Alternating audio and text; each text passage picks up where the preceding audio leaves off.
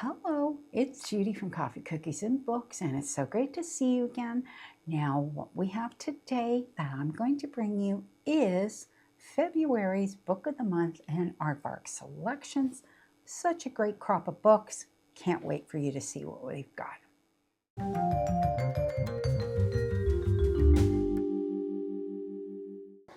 So, if you can believe it, it's already February 1st today as I'm recording, and we've got Book of the Month and Aardvark selections. Now I'm going to change this up a little bit and I'm going to do Aardvark first. And the reason that I'm going to do that is because Book of the Month has quite a lot. Okay, so it has its normal selections, it has a ton of add-ons, and it has like an extra feature. So I thought what I'd do is do that last so we can get Aardvark done and out of the way.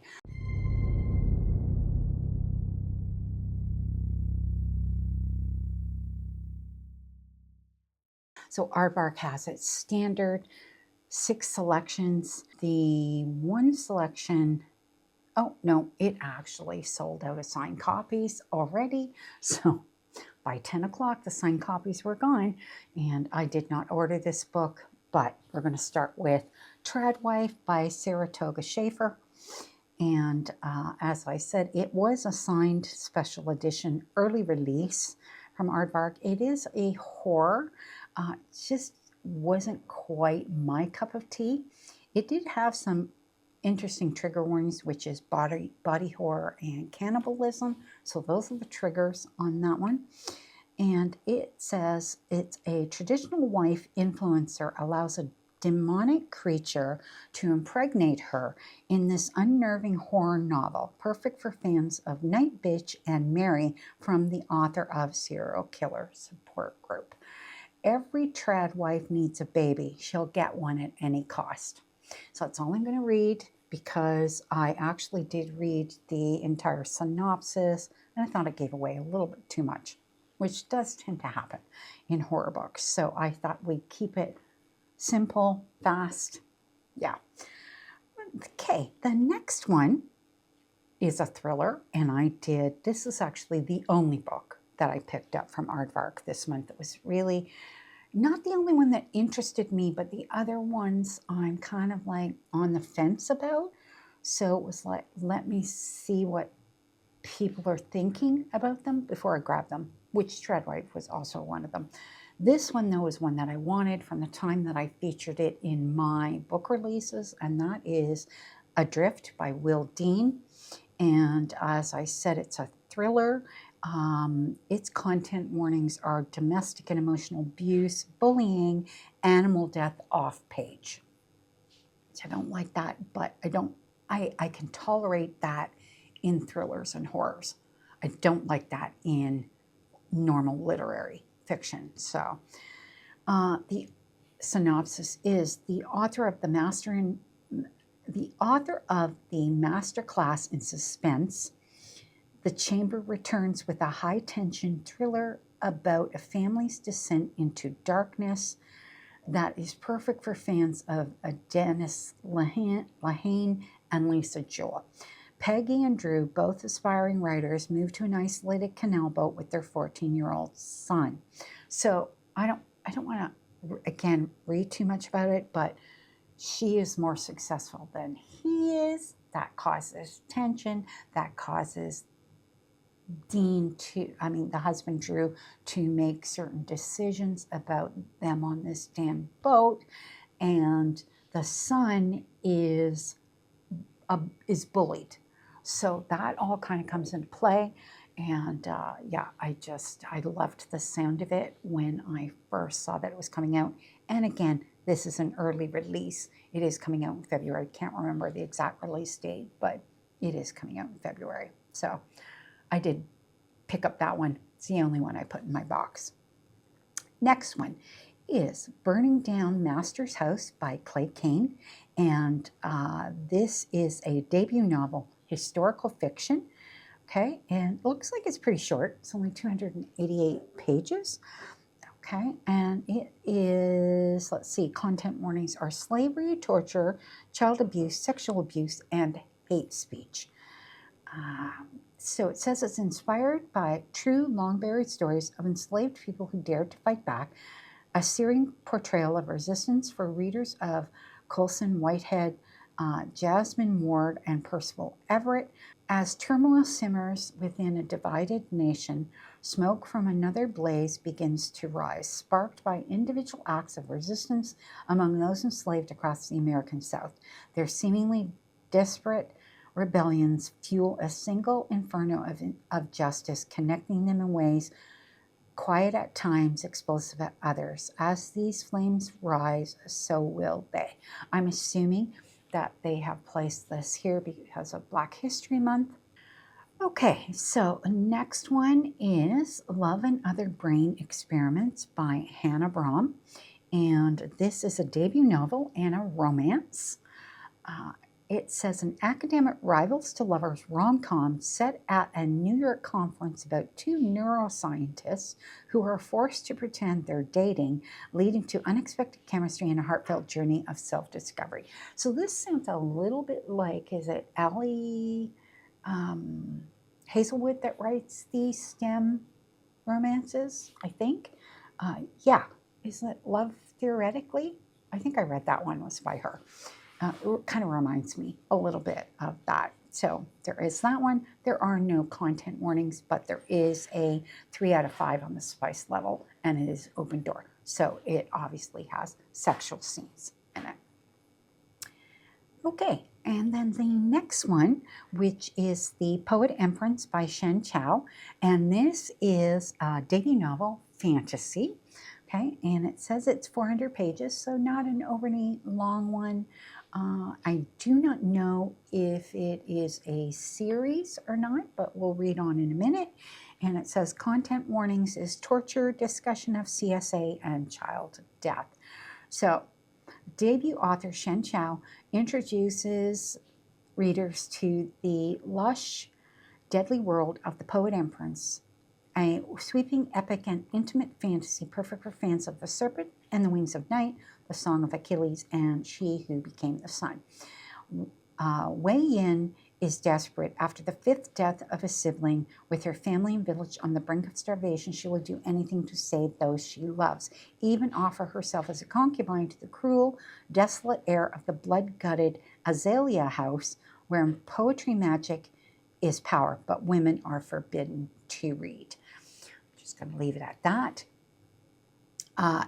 I don't know, this sounds like it has a bit of a historical feel to it, and not really up my alley, but I think that some people would actually love this one. Okay, next one. Now this was the one that was kind of a question mark for me, is Superfan by Jenny Zhang. I'm not even going to try to pronounce the middle name. Covers up on either side. You can see it. I'm not even going to try to pronounce that, but this one is literary fiction, but I did like the sound of it. I thought it sounded interesting. It says, freshman Minnie is adrift at college in Austin, Texas, when she discovers a boy band called Hourglass and the online forums that worship them. She especially loves Halo, whose sharp edges feel somehow familiar. After a brief romance goes painfully awry, Minnie pours everything into her new fandom, clinging to each live stream and bonding with other fans online. But when a scandal threatens to expose Halo to harm, Minnie decides that she is the only one who can save him. Except Halo's secret is darker than anything the tabloids could imagine. Before he was a superstar heartthrob, he was Eason, a high school dropout haunted by a tragic accident. When he was recruited for Hourglass, it feels like a chance to become someone else. And when he is on stage in front of the fans, he can almost forget the horrors of his past until one of those very fans threatens to destroy everything. So I wonder if that's Minnie. It sounds like a bit of a thriller. Content warnings, mention of eating disorder, sexual assault, child abuse, and assault. So I did find the synopsis of this sounded, even though it says literary fiction, it sounds like it's a bit of a thriller. Okay, so that's it for Aardvark. I think they have some great selections there. But now we're going to move on to Book of the Month.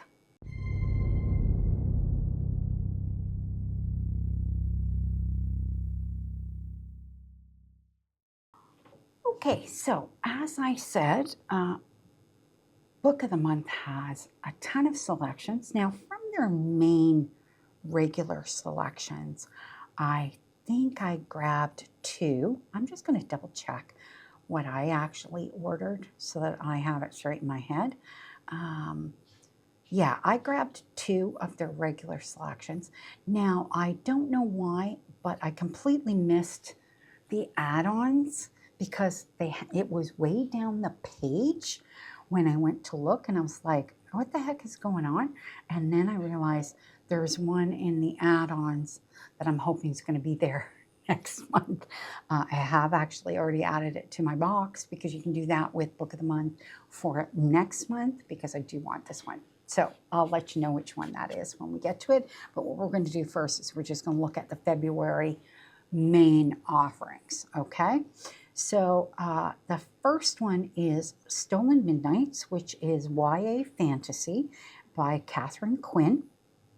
And the quick take is when a magical locket is stolen from an 18-year-old on her birthday, an enchanting quest of romance and revenge ensues. So what's good to know is it's a romance. It's 400 plus pages, multiple viewpoints, first in a series. Okay? Why we chose it: the good girl meets bad boy romance had us swooning over the opposites attract chemistry. These main characters aren't afraid to push against the social hierarchies and magic systems that rule their world, and we couldn't wait to see where their quest would take them. The lush, whimsical atmosphere made for a charming read and felt like the best elements of a fairy tale.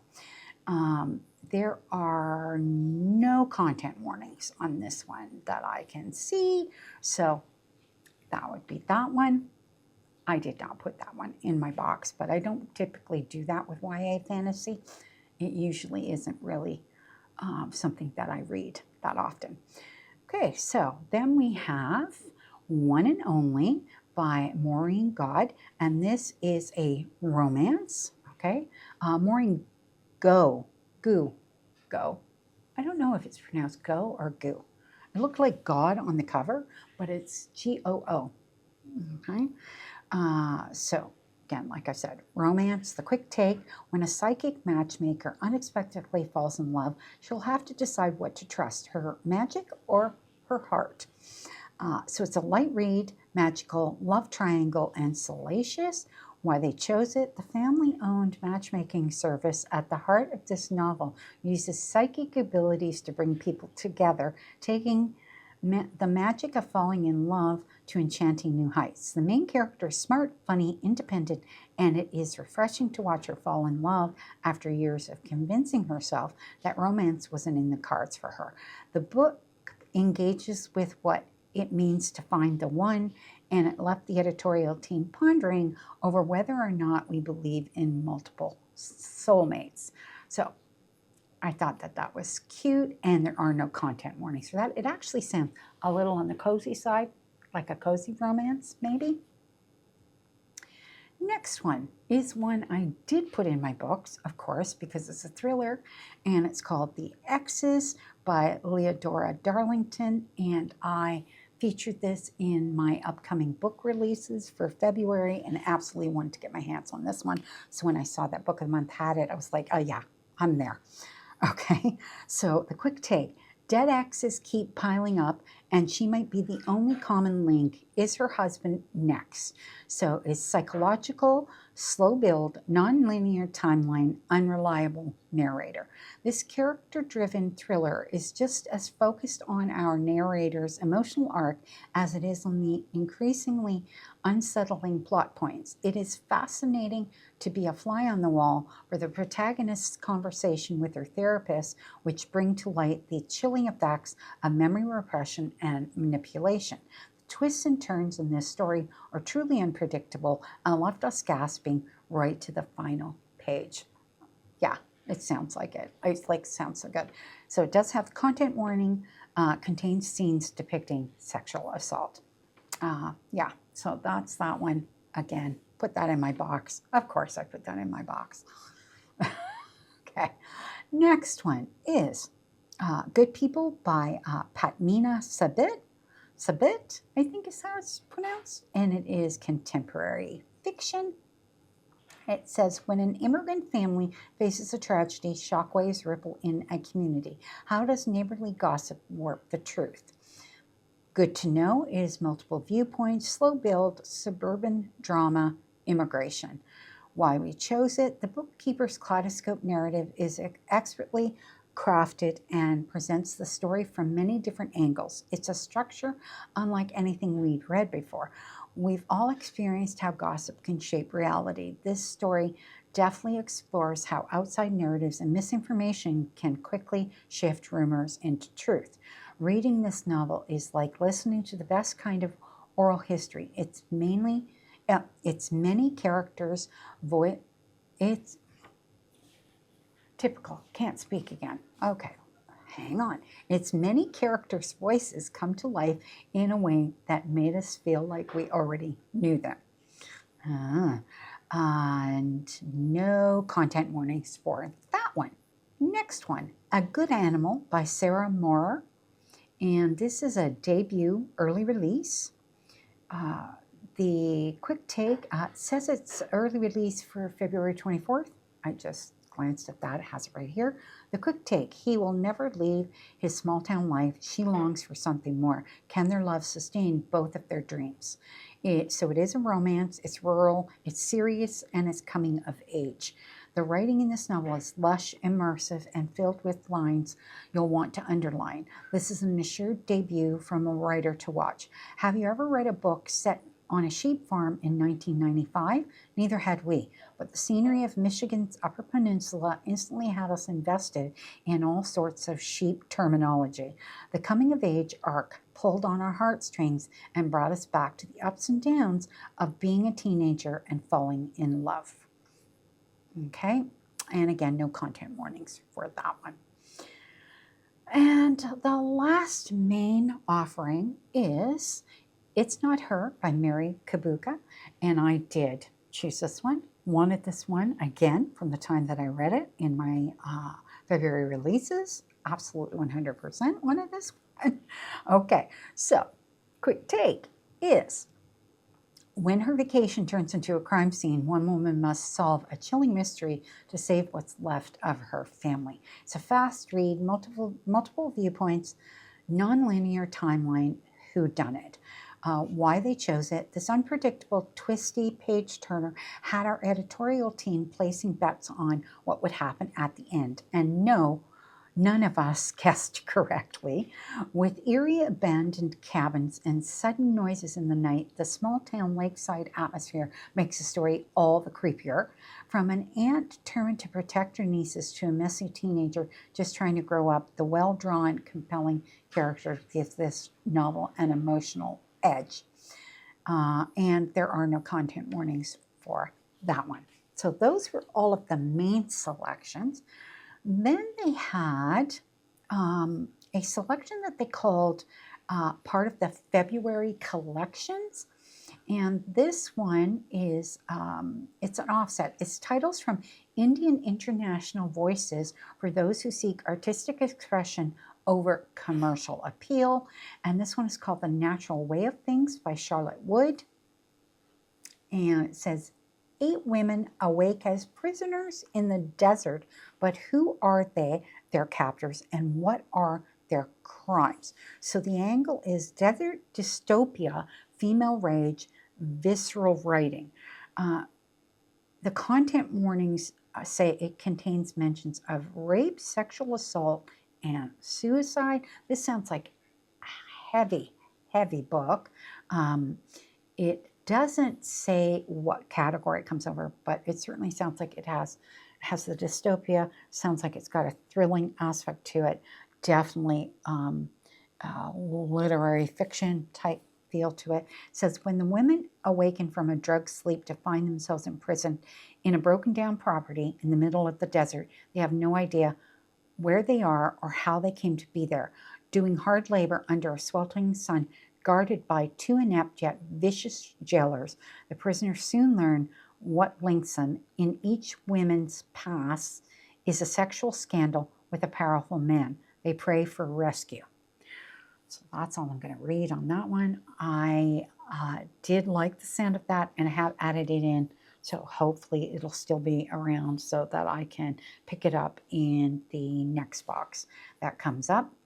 Okay, and then we have all of the add-ons, and they actually had quite a few. Okay, they had 5 additional add-ons, and from the 5 additional add-ons, there was 1 or 2 that I was interested in, so I have added them into the box potentially for the next month. And but the one that I really wanted, and I completely missed it, is How to Kill a Guy in 10 Days by Shelley Thompson. It's a romance. It says it's a romance, but it's a thrilling romance. Okay, so 2 friends learn just how dangerous the dating pool is when the speed dating event turns deadly. Swoon, laugh, kill.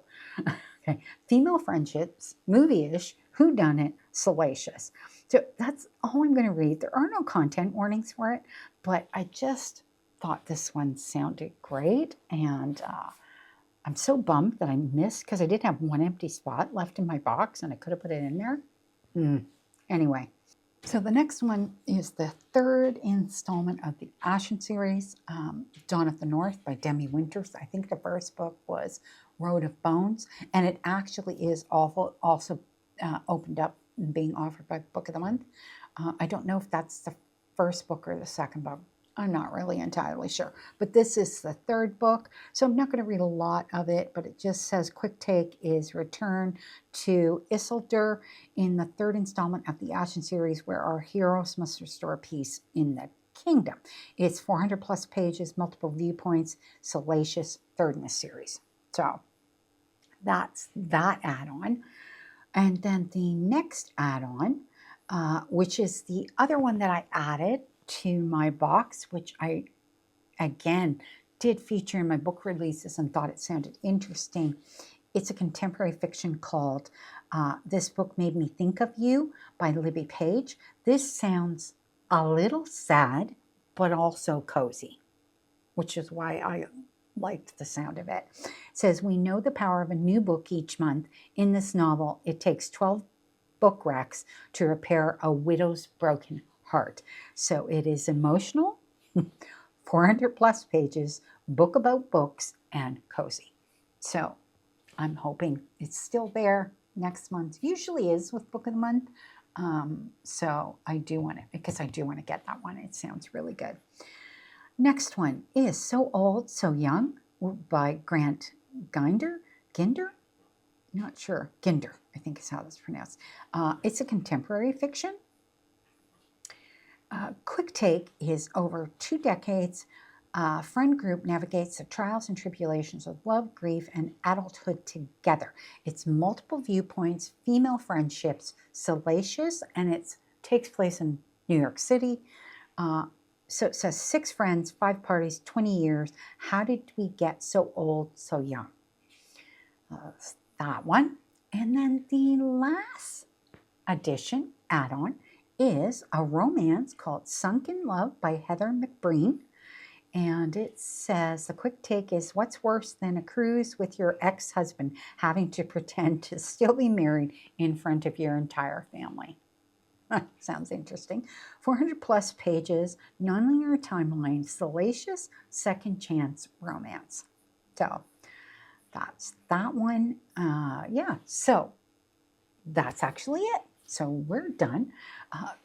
They both had great options, and hopefully there's something in there that you're interested in getting. And of course, I have mentioned which ones I've picked up. So they're going to go into my library like I needed extra books. But, you know, I'm me, so I buy what I want because I certainly work hard for my money. Anyway, so that's all for today, and we will see you in the next video.